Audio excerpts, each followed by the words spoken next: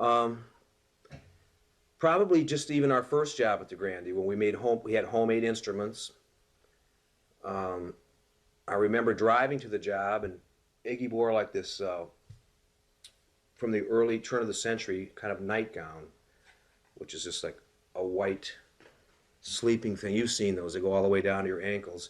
And he fashioned himself a wig out of aluminum foil and corkscrewed it so it was this huge sort of an afro of aluminum, and he put on a white face, and we drove to the job looking like that. And I remember going to the job, just the band, and cars would act, people would go, what take a look, and I've actually, one car tried to run us off the road, full of, I don't know, some hillbillies or whatever.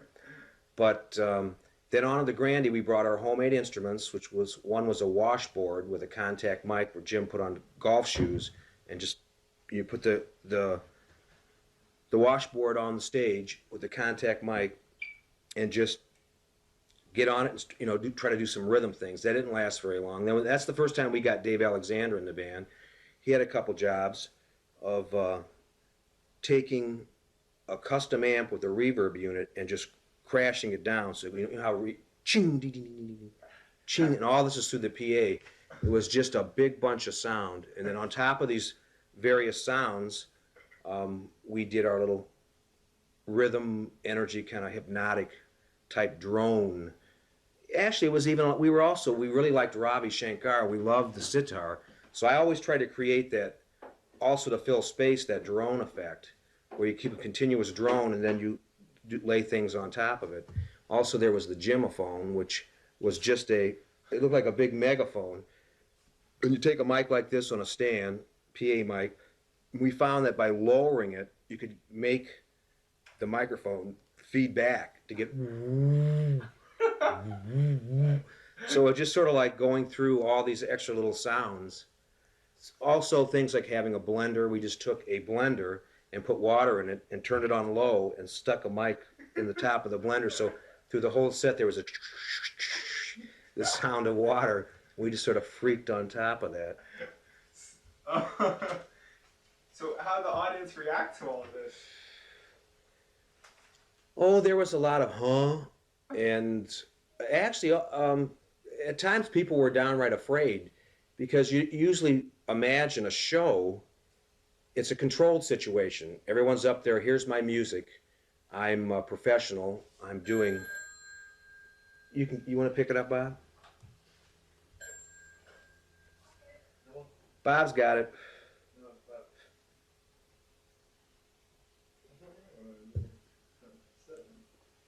Is that gonna, if he's talking, it will. So you can save some battery. People's audience, like you challenge the audience more than.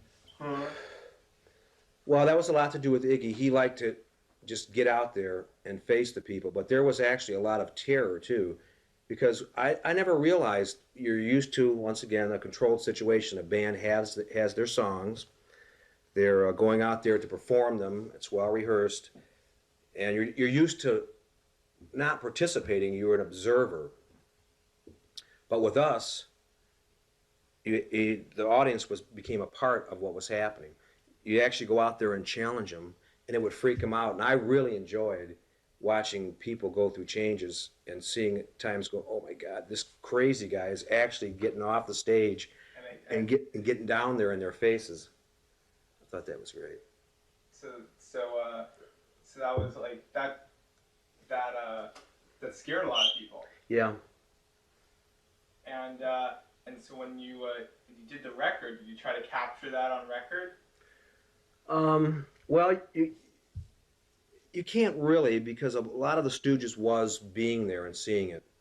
The record thing was a development of the music.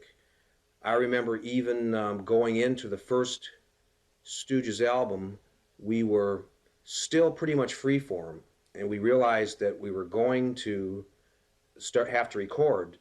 So we actually had to sit down and structure these pieces of music that were just more like freeform, electric, freak out jazz type stuff to songs. But it was interesting because we did get a lot of things across on record, but actually, which many people say, I remember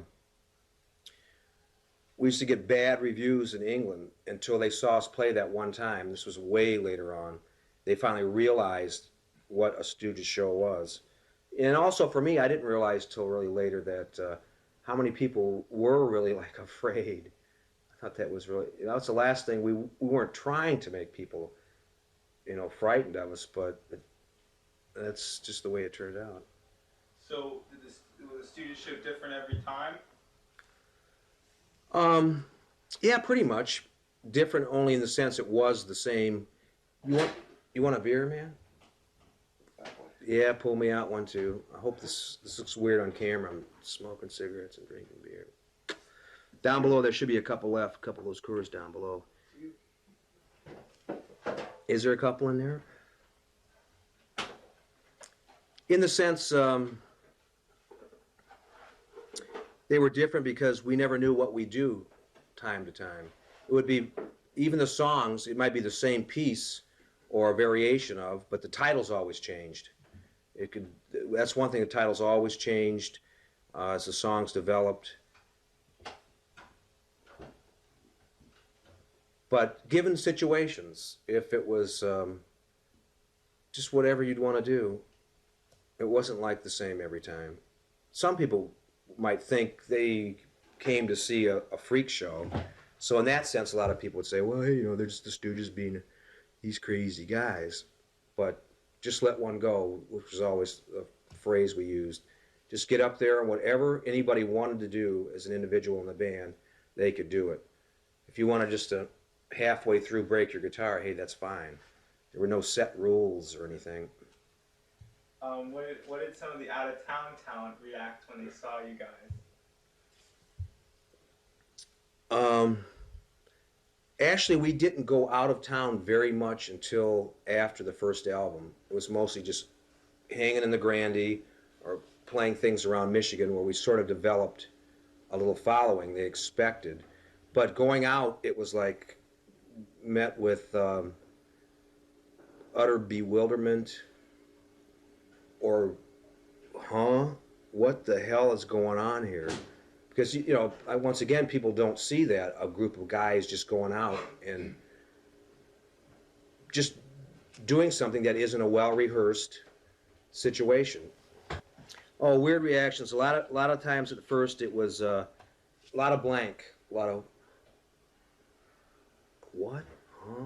Then you'd always get your little hardcore following. You'd have some people that think, hey, this is great. But always for the Stooges, it was people couldn't understand. They enjoyed it. They were fascinated by it. It's sort of like driving by an accident and there's a car wreck and you naturally slow down, and even though you know it's a bad situation, you want to see if there's some blood or if you can see, oh, that guy's really fucked up. It was sort of that kind of thing. What are they gonna do next? Yeah, like the cobra and the mongoose or something. Or the cobra tries to mesmerize its victim, and sort of this detached fascination. Where did the Stooges fit in with the other Detroit bands? And was it like just totally different, or was it the same kind of high energy? I guess that was one of the key phrases of Detroit, was the high energy. Everyone trying to high energy blasts. What's the right word? As far as getting along with guys, at that time there was everyone was cooperating. It was this brotherly, hey brother. There wasn't a heavy competition. Mm-hmm. So the sense of community? Yeah, sense of community is a proper word. Hey Bob, you got a light? And so like the sense of community, but like where did like the where do you think the energy came from that all these Detroit groups had? Well, that's an ambiguous question. Where did the energy come from? Right. Well, from within. What else? Growing up, just like Yeah. Um,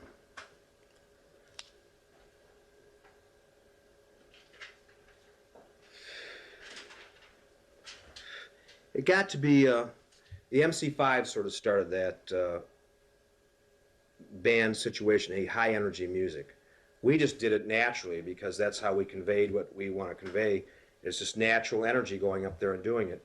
So they came up with hey, high energy rock and roll music. So of course people just go out, and when you put on a show, you want to see a sweat. They want to see something. You want to feel that these guys, for my $2, they're giving up something.